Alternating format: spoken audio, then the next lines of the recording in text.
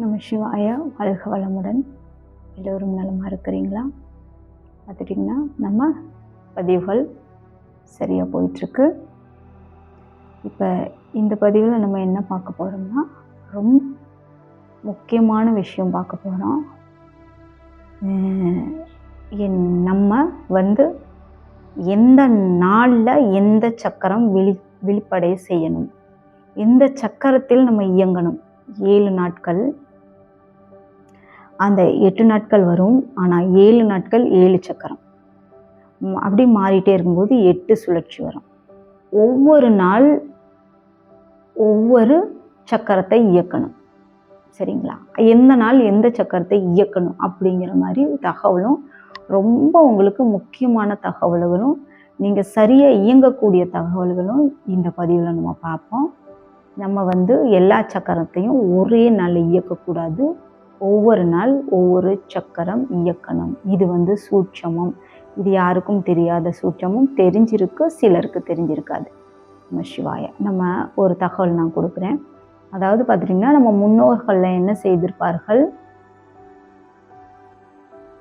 சனிக்கிழமை இந்த கோவிலுக்கு போ, ஞாயிற்றுக்கிழமை இந்த கோயிலுக்கு போ, திங்கக்கிழமை இந்த கோயிலுக்கு போ, செவ்வாய்க்கிழமை இந்த கோயிலுக்கு போ, புதன்கிழமை இப்படி ஒவ்வொரு கோவிலையும் சொல்லி வச்சுருப்பாங்க, நல்லதுன்னு சொல்லி. அதெல்லாம் உறுப்புகளை சார்ந்துதான். ஒவ்வொரு கிழமை ஒவ்வொரு கோவிலுக்கு போனால் நம்மளுக்கு ஒவ்வொரு சக்கரம் வெளிப்படையும். கடைசியில் திருப்பி அந்த வாரத்துக்கு அந்த கோயிலுக்கு போகும்போது வெளிப்படையும். அப்போ நம்ம ஒருங்கிணைப்பாக செயல்படுவதற்காக சொல்லி வைத்திருக்கார்கள். இந்த கிழமைக்கு கோயிலுக்கு போ, இந்த கிழமைக்கு இந்த கோயிலுக்கு போ அப்படின்னு சொல்லி வச்சுருக்காங்க. எல்லாம் உறுப்பை சார்ந்தது தான் பதிவில் சொல்லியிருப்பேன். சரி, நம்ம கோவில்கள் ரொம்ப தூரங்கள், அந்த முக்கியமான ஸ்தலங்கள் இருக்குது. நம்ம அந்த கோயில்களுக்கு போய் வரணும், எப்பொழுதும் போய் வரணும். அது நம்மளுக்கு உகந்தது. தற்காலிகமாக ஒரு சில நாட்கள் போக முடியாது அப்படிங்கிற நிலைமையில் நம்ம வீட்டில் சக்கரம் இயங்குறதுக்கு, அதை சரி செய்வதற்கு நான் இப்போ உங்களுக்கு மூலாதார சக்கரம் விழிப்படைகிறதும் சுவாதிஷ்டானம் விழிப்படைகிறதும் சொல்லி தருவேன். அப்போ என்ன கிழமை எந்த சக்கரம் விழிப்படைய வைக்க வேண்டும் அப்படிங்கிற தகவலையும் சொல்லித்தரேன். அதே போல் எந்த நாள் நம்ம எந்த சக்கரத்திலே இருக்கணுங்கிற தகவலையும் இன்றைக்கி மிக முக்கியமான அழகான தகவல்களை சொல்லித்தரேன். இதை நீங்கள் சரி செய்ய போகும்போது உங்களுக்கு தவம்ங்கிறது நாளை நான் கொடுக்க போகும்போது, ஒரு தியானம் கொடுக்க போகும்போது, உங்கள் நரம்புகளும் உங்களோட எண்ண ஓட்டமும் ஒரே போல் இருக்கும். இதை நீங்கள் தொடர்ந்து பதிவுகளை பார்த்துட்டு வந்தால்தான் உங்கள் மனம் ஒருங்கிடுச்சு, உங்களுக்கு உபதேசமும் கிடைச்சிருக்கு, யோக பயிற்சிகள் இப்போ நீங்கள் அடுத்த நிலைக்கு உங்களுக்கு கொடுக்க போகிறோம். அப்போ முற்பதிவு இந்த பதிவில் வராது. எப்பொழுதும் ஒவ்வொரு விஷயம் புதுசாக தான் இந்த பதிவில் உங்களுக்கு கிடைக்கும். பழைய விஷயம் கிடைக்காது ஒரு பொழுது. அதை மீண்டும் வராது. புது விஷயம் புதுசாக தான் நீங்கள் ஒரு பதிவை பார்க்கும்போது நீங்கள் இதுவரை கற்றுக்கொள்ளாத, அறியாத விஷயம் புதுசு தான் கிடைக்கும். முன்னாடி சொன்னது திருப்பி பதிவுகளில் வராது, எப்பொழுதும் வராது. நம்ம சிவாயா. அதுதான் பதிவுகளை தொடர்ந்து பார்த்தால் உங்களுக்கு சில நன்மைகள் இருக்கும். படத்தை வரைஞ்சிங்கன்னா உங்கள் மூலாதார சக்கரம் விழிப்படைஞ்சிரும் சாமி.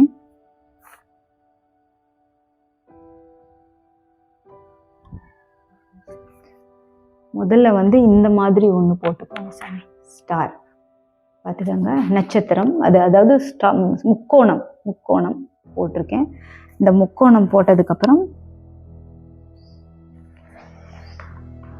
பெரிய இதழ் ஒன்று போட்டிருக்கேன் பாருங்கள். இது பெரிய ஒரு இதழ் போட்டிருக்கேன். இந்த இதழ் போட்டதுக்கப்புறம்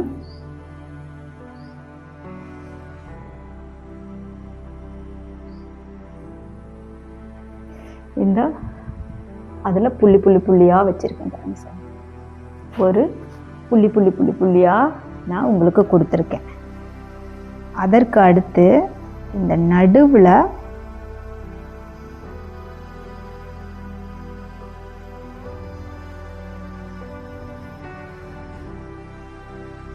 இந்த 2 இதழுக்கும் அந்த முக்கோணத்துக்கும் நடுவில் ஒரு வட்டம் இட்டு, இப்படியே வட்டமாகிட்டு அப்படியே சின்ன சுழற்சி போட்டு அதில் ஒரு புள்ளி வச்சிடணும். இப்படி வட்டமாக போட்டு சுழற்சி நடுவில் அடர்த்தியாக புள்ளி வச்சிடணும். புள்ளி வைக்கும்போது சரியாக உங்களோட சக்கரம் மூலாதாரத்தில் நிற்கும். உங்கள் சக்கரம் எங்கே நிற்கும்? மூலாதாரத்தில் நிற்கும். அப்போ அந்த மூலாதாரத்தில் எப்போ இந்த படத்தை வரையணும்னா சனிக்கிழமை நீங்கள் வரையணும். சனிக்கிழமை தான் உங்களுக்கு மூலாதார சக்கரம் விழிப்படையணும். மூலாதார சக்கரத்தில் தான் சனிக்கிழமை இருக்கணும். அதுக்கடுத்து குறித்திருக்கும் எந்தெந்த கிழமை எந்தெந்த சக்கரம் எப்படி எப்படி வரணும். சனிக்கிழமை மூலாதாரம், ஞாயிற்றுக்கிழமை சுவாதிஷ்டானம். ஞாயிற்றுக்கிழமை சுவாதிஷ்டானம் இயங்குறதுனால தான் உங்களுக்கு வேலை விடுமுறைங்கிறது கொடுத்துருக்காங்க. சூட்சம் உங்களுக்கு இப்போ புரிய வரும்னு நினைக்கிறேன்.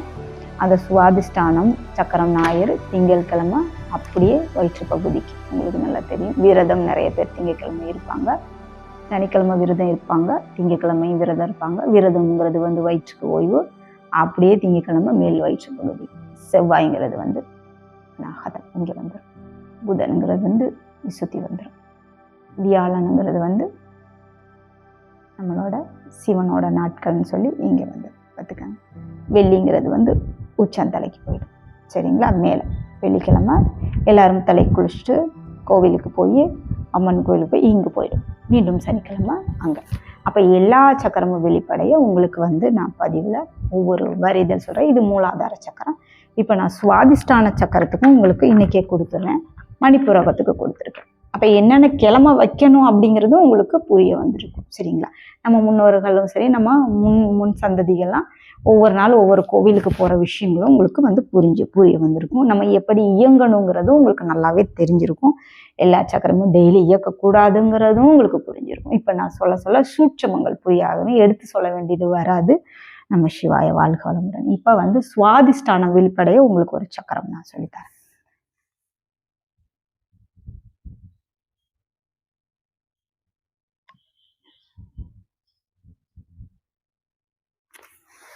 பாருங்க, 3 இதழ் போட்டிருக்கேன்.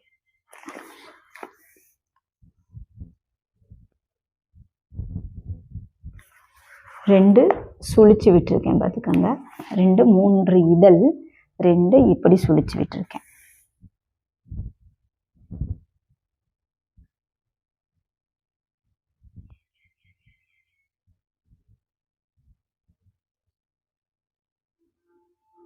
இங்க பாருங்க, சரிங்களா? 3 இதழ், மேலே சுழற்சி, மேலே சுவாதிஷ்டான சக்கரம் உங்களுக்கு வந்து வெளிப்படையும். இதை வரையும் போதே உங்களுக்கு இது எல்லா எண்ணலையும் சுவாதிஷ்டானத்தில் தான் இருக்கும். அதாவது கீழே மூலாதாரத்துக்கு மேல் பகுதியில் நிற்கும். இப்போ பார்த்தீங்கன்னா சனி ஞாயிற்றுக்கிழமை இந்த சக்கரம் வரையும் போது உங்களுக்கு வெளிப்படைஞ்சிடும். சனிக்கிழமை அந்த படத்தை வரீங்க, ஞாயிற்றுக்கிழமை இந்த படத்தை இதை வரீங்க. வரையும் போது நீங்கள் என்ன பண்ணுவீங்க, அந்த இடத்துல தான் நிற்கும். நீங்கள் அதுக்காக தவமோ பண்ணி நீங்கள் அந்த வலுக்கட்டாயமாக அங்கே நிறுத்த வேண்டியதில்லை.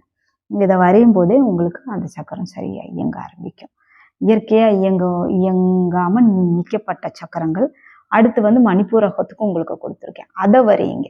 மணிப்பூரகம் இப்போ 3க்கு கொடுத்துருக்கேன். அடுத்த கட்டத்தில் உங்களுக்கு ஒவ்வொரு அநாகதம், விசுத்தி, இது மேல் சக்கரம், ஆகாய சக்கரம், இதுக்கெல்லாம் உங்களுக்கு வரைதல் ஒவ்வொன்றா எந்தெந்த வரைஞ்சா எங்கெங்கே வெளிப்படையும் அப்படிங்கிறத வந்து நான் தகவல் வந்து அடுத்த பதிவில் உங்களுக்கு சொல்கிறேன்.